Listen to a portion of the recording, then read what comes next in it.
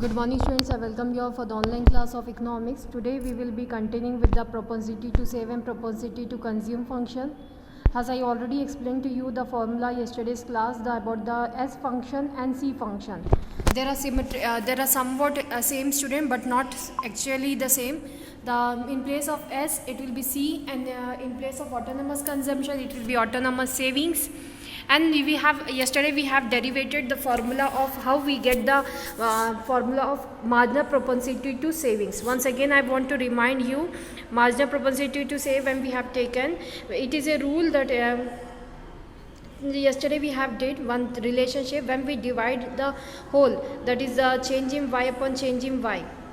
What we have learned, first of all, we know the relationship of y, c and s, that is y equals to c plus s. Okay, if we divide, it can be written as change in y upon change in c plus change in s when marginal propensity way are learning. Okay, marginal propensity to consumption and marginal propensity to saving is related to income.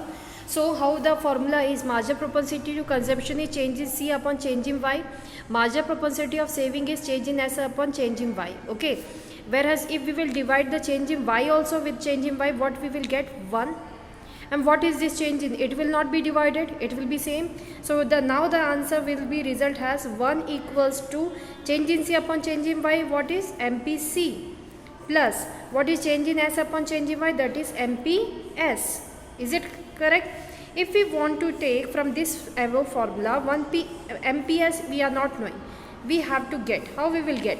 If we will transfer this MPS here and 1 minus MPC we will do, definitely we will get the MPS. Okay, so this is the formula, student, how we got the 1 minus MPC.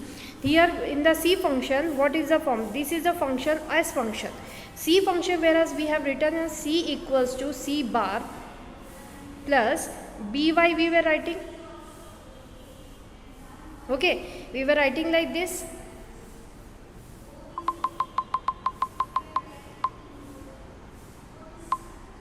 So we were writing the C equals to C plus bar. Let us see here. If C function equals to C bar plus BY, this is the C function. Now if S function we have to take, S equals to autonomous savings. When autonomous consumption is there, can we do savings? No, because income is 0. Already a burden is there of the consumption which we are doing. So here autonomous savings will be S bar minus S bar plus BY. What is B, students? Here B is 1 minus B.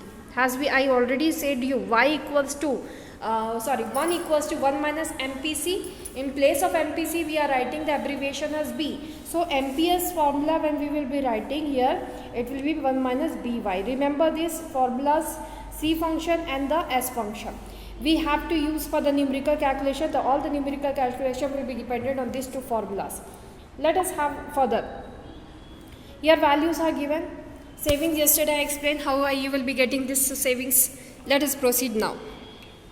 Derivation of S function and C function, diagrammatic illustration. You can see there how the diagrammatic illustration has been explained to us. This is like this. Consumption we are writing, income is writing. How we will get the savings? Okay, let us write this. When we are having, you have to first of all in this y-axis and x-axis, where you have written the in x-axis you have taken the income. So here the income and consumption is given there. When income is 0, what is the consumption? 20. And for income, I said you people bifurcate x and y axis into 2 equal parts, that is it is 90 degree totally. You bifurcate it into 2 equal parts, means 45 degree you have to divide. So first line will be income line. This is the 45 degree line which you have straight drawn. Okay, see, which you had drawn. This is the income line. How we got 45 degree? First you draw in the chart paper, graph paper. Then what you have to do? Then you have to start C function drawing. C function, C 1 by 1, 0 income. Here it is the 0 income. Okay, I am removing the y line now. 0 is the income. 0 income 20. So here 20 point is there. Make a marking. Now when the income is 50, the consumption is 60. So income is 50, here consumption is 60. Join first this line. Here where the point is meeting, join it with 20. Okay. Now when the income is 100, the consumption is also 100. So 100 and this 100. Here the consumption line we got. Okay. Here the consumption line we will getting. Okay. So here it will be proceeding like this and joining and this. Okay. So this point of locus we are getting where two lines are meeting. It is known as point of locus. We got the C function and Y function here. So this is the MP Y and C we got. After that, what we have to do? Where the C and Y line is meeting, it is definitely called as break-even point. We have remembered. Okay. Now the next S function we will be seeing with the same. S function, see here why how we got this S function. Yesterday also I explained there. The above tabular data will also help us to take the savings function. How we will be seeing. If you are seeing this was Y and this is C. If Y and C if you are knowing, you can get the S. How you will get Y and S, two columns we will be drawing there. How the S will be calculated, see here, when income is 0, 50, 100 and 150. Okay. 0 income is there, the consumption was 20. So here Y minus C we will be doing. So here it will be coming there minus 20. Y minus C, 0 minus 20, minus 20 will be the answer. So it is the savings. Okay. 50 when the income is there, consumption is 60. So Y minus C, 50 minus 60 minus 10. So saving is minus 10. As a formula of savings equals to Y minus C. Y equals to C plus S is the income. If we are want to know savings, what is the formula? Y minus C. So if we are doing Y minus C one after another, what we are getting? 100 minus 100, 0. 150 minus 140, 10. So here only the saving is there, but all the other savings are negative. Now we have to take the marginal propensity to savings if we want to take. How we will get? Marginal propensity savings formula is change in C, change in S upon change in Y. MPS equals to another formula of MP is marginal propensity to savings. Change in S upon change in Y when we will be doing there. Minus 20 minus 10 we will be doing there. Minus 20 minus 10 it will be minus it will be, what is the change we are getting? Plus 30 you are getting there. So here MPS formula also you can use there if you are knowing the change in C upon change in Y. But here minus 20 minus 10, it will be minus 30 divided by 50. You will be getting minus 30 divided by 50, that will be 3 by 5. 0.6. What you are getting? 0.6. Okay. So that is a marginal propensity to savings. Let us proceed there. Break-even point savings, definitely it will be negative. All those 20, 60, minus 20, minus 10 and 0. Up to here it will be negative. So it will be coming below x-axis, and above axis only will be coming the point 10 at the income level of 150. So there 150 you can see there. Here only income level 150 is there, 150 is there, only 10 is there. So here it is a break-even point 100. Now we can see what we have learned from the graph. We need to focus on 3 points. S line start from the point which indicate the value of 0 S bar, that is the savings function, and the value of saving function is equal to the value of C function.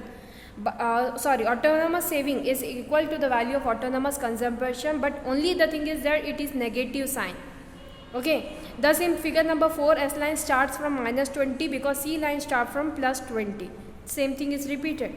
S line crosses the x-axis when Y equals to C. So that S equals to 0. Savings equals to 0. That is 100 in 100 where the where the savings is 0. Thus in figure number 4, S line crosses x-axis where Y equals to C equals to 100, and therefore S equals to 0.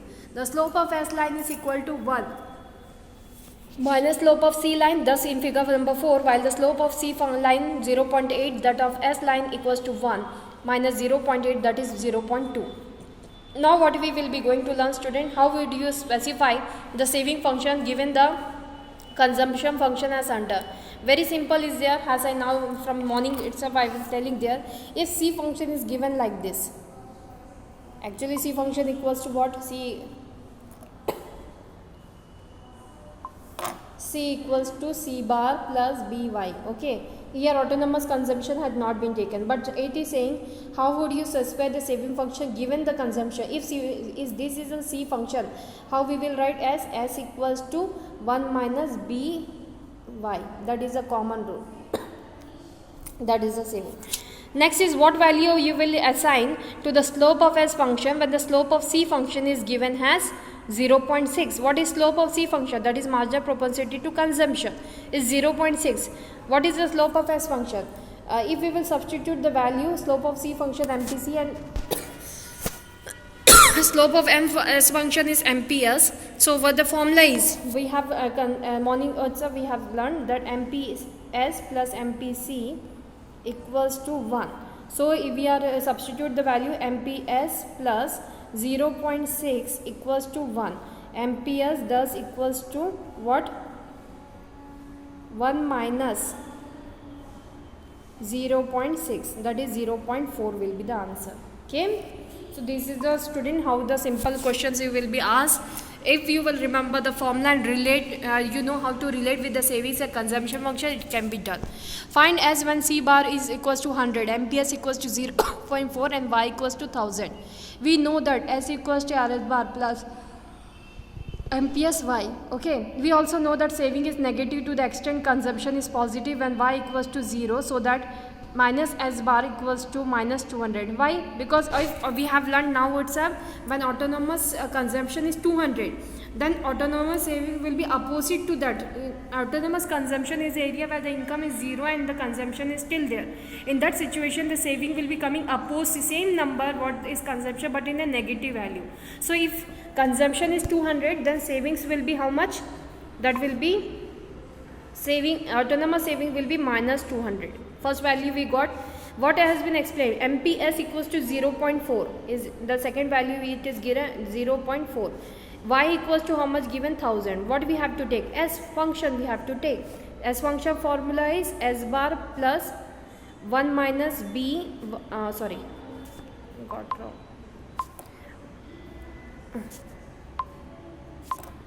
1 minus B Y.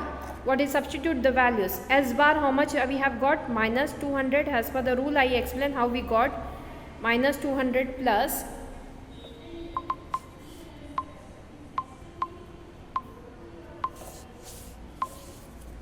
here we will be getting minus 200 plus 1 minus B, how much is there? 1 minus B, MPS is directly given 0.4, we don't have to do anything, it is given 1 minus B, whole value is given 0.4. Y how much is given? 1000 into 1000. So how much we will get? Minus 200 plus 1000 into 0.4, it will be 400 will be coming there. Okay, 400 minus 200 plus 400, it will be coming plus 200. Greater number sign will be plus, so it will be this as the answer how you will be calculating. If you have what I did, C function autonomous consumption is 200. Now only in few minutes before I teach, autonomous consumption is 200, the same value we will get for saving but it will be negative. So this way I got saving equals to minus 200. MPS is given, it means my 1 minus B. 1 minus B is given, what 0.4. Earlier we were calculating when marginal propensity to consumption is given in the question, but here marginal propensity to saving is directly given, so we don't have to do anything. In place of 1 minus B we have to substitute the value 0.4 and into Y, that is 1000. When we will do, we will get 400. Okay, substitute the value in the formula, that is minus S bar plus 1 minus B into Y, you will get the answer 400 this way. Okay. Next is the student, what is we will be going to learn? Propensity to consume and propensity to save. A detailed analysis. Propensity to consume and propensity to save are used as important tools in macroeconomics. Let us understand this concept in details. Propensity to consume, when we learn student, propensity to consume is the basic element of C function. It refers to the proportion of income used as consumption expenditure. It is measured as a ratio between C and Y. It has two aspects. Very first, average propensity to consume. Second, marginal propensity to consume. Same way, it is measured also that as average propensity to savings and marginal propensity to savings. Let us see for further. Average propensity to consume, when we see student, it refers to the proportion of total income going to consumption expenditure. It is measured as the ratio between the total consumption and total income. Okay, the average propensity to consume is the ratio between total consumption and total income. Average propensity to consume equals to consumption upon income. Let us move forward. Average propensity thus equals to ratio between total consumption means C and total income means Y. So APC equals to C upon Y. This is the first formula. Once again I am telling to note down, because this formula based only we will be able to calculate in the tabular data given at the back. If income Y is rupees 100 crore and consumption is 80 crore, then APC what will be there? C upon Y. APC equals to C upon Y. This is the formula. Substitute the values. See how much? 80 crore and then 100 crore. So 4 by 5. 0.8. How much is the answer? 0.8. Got the answer? Sorry.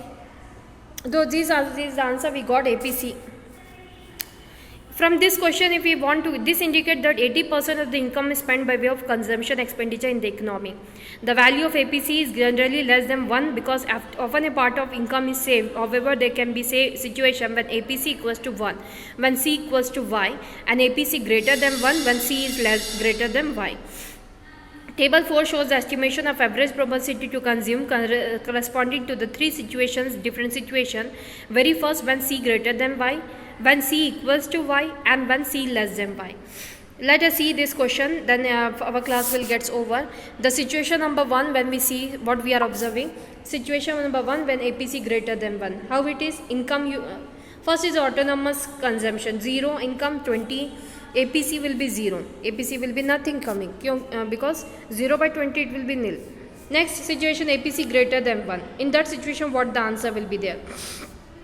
Income Y 50, income increased by 50 and consumption increased by 40. So how much is the total? APC equals to, not that, in marginal propensity we see 60 upon 50.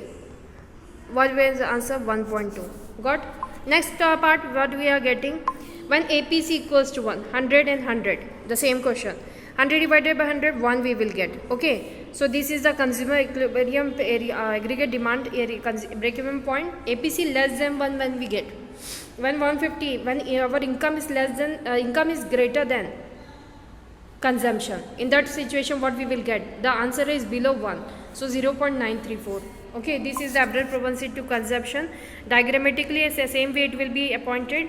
Next class, we will be going to learn marginal propensity to savings and marginal propensity to consumptions. For this class, this much only has already been completed, but once again we will be revising and then we will be proceeding with the chapters. Thank you for today's class. Have a nice day.